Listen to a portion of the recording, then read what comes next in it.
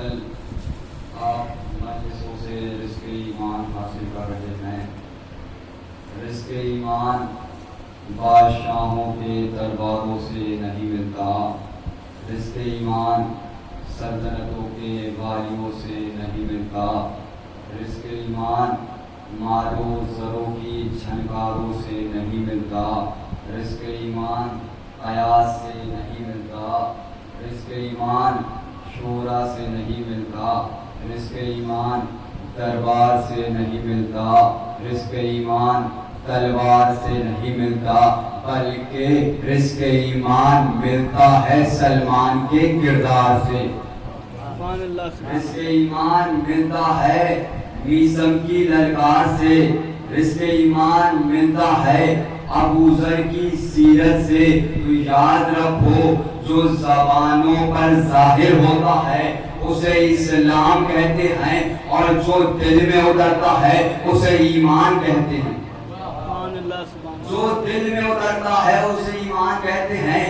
جو اسلام زبانوں پہ ظاہر ہوتا ہے وہ زبان کٹنے کے بعد وہ اسلام منقطع ہو جاتا ہے، لیکن جو ایمان دل میں اترتا ہے وہ زبان کتی سے بھی کھینچ لی جائے تو اس کٹی ہوئی زبان سے میثم تمار یہی کہتے ہیں، فرازدار سے میثم بیان دیتے ہیں، رہے گا ذکر علی ہم زبان دیتے ہیں۔ فرازدار سے میثم بیان دیتے ہیں، رہے گا ذکر علی ہم زبان دیتے ہیں۔ تو میثم تمار کی زبان کس جرم میں کاٹی؟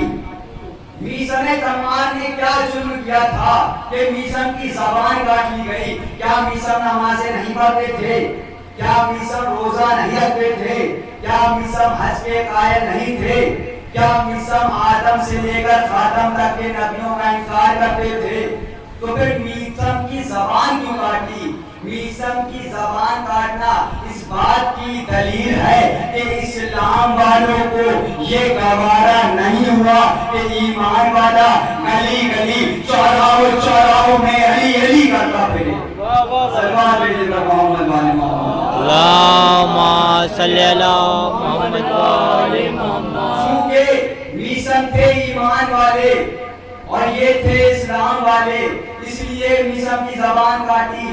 آپ جناب سلمان فارسی کا پوری تاریخ پڑھیں کہ کہاں سے چلے کہاں تک پہنچے۔ سلمان فارسی فارس کے رہنے والے تھے، فارس سے چلے، خوشبو رسول سونگتے سونگتے مدینے تک آ پہنچے۔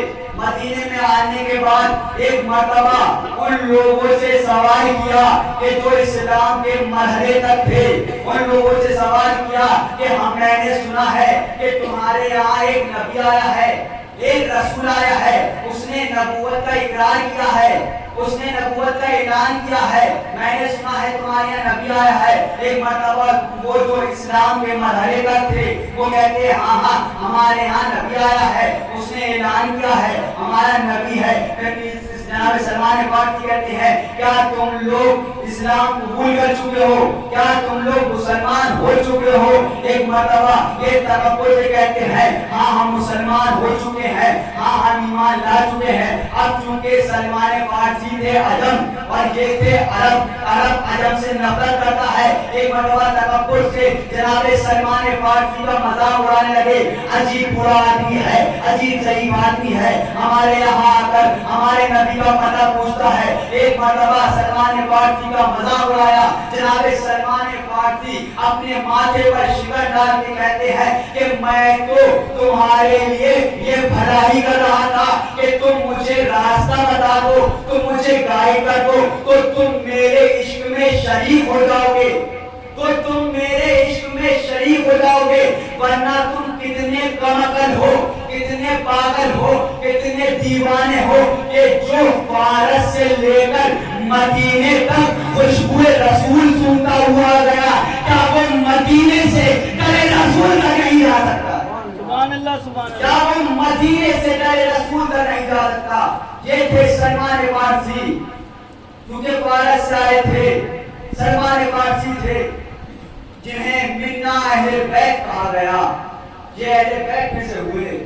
ہاں عزیزان محترم، اہل بیت میں سے ایک شخص ہے جنہیں کربلا میں 3 دن کا بھوکا پیاسا شہید کر دیا۔ عزیزان محترم، آج 8 محرم ہے، بس ایک ہی دن رہ چکا ہے ہمارے پاس۔ عزیزان محترم، کربلا میں امام حسین نے 71 جنازے اٹھائے، لیکن کسی بھی جنازے پر ایسا درد بھرا فقرہ نہیں کہا کہ جو عباس کے جنازے پر کہا۔ کیا کہا کہ عباس آج کے بعد وہ آنکھیں نہیں سوئیں گی جو تیرے پہرے پر سویا کرتی تھی۔ عزیزان محترم، وفا کا وہ کردار ہے عباس کہ جس نے کربلا میں 71 مرتبہ اجازت مانگی۔ سب شہید نے ایک مرتبہ اجازت مانگی، لیکن وفا کا وہ کردار ہے عباس کہ جس نے 71 مرتبہ اجازت مانگی۔ سوچا کرو کب کب اجازت مانگی ہوگی، جب مولانا محمد کے جنازے آئے ہوں گے، کہتا ہوگا مولا مجھے بھیجو، میں نے بتاؤں کہ لڑا کیسے جاتا ہے۔ جب قاسم کے ٹکڑے چن کے مولا لائے ہوں گے، کہتا ہوگا مولا اے مولا مجھے تو بھیجو، میں نے بتاؤں کہ جنگ کیسے کری جاتی ہے۔ لیکن ہر دفعہ امام نے فقرہ بدل کے جواب دیا۔ جب پہلی دفعہ عباس نے اجازت مانگی تو امام کہتے ہیں عباس اے عباس میں اپنی بہنوں کو تمہارے سہارے لے کر آیا ہوں۔ اے عباس جب تمہیں میدان بھیج دوں تو اپنی بہنوں کو کہاں؟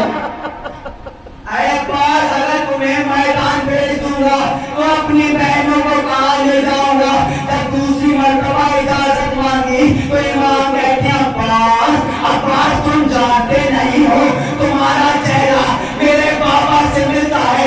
عباس میں جب جنازے اٹھا کے رکھ جاتا ہوں تو میں تمہارا چہرہ دیکھ لیتا ہوں، مجھے بابا علی یاد آ جاتا ہے، میری تھکان دور۔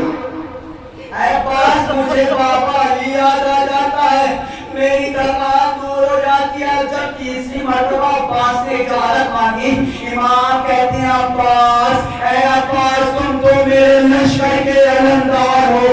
اب جس نے ابھی تک کوئی سوال نہیں کیا وہ کہتا ہے مولا اے مولا وہ لشکر کہاں جس کا میں علمدار؟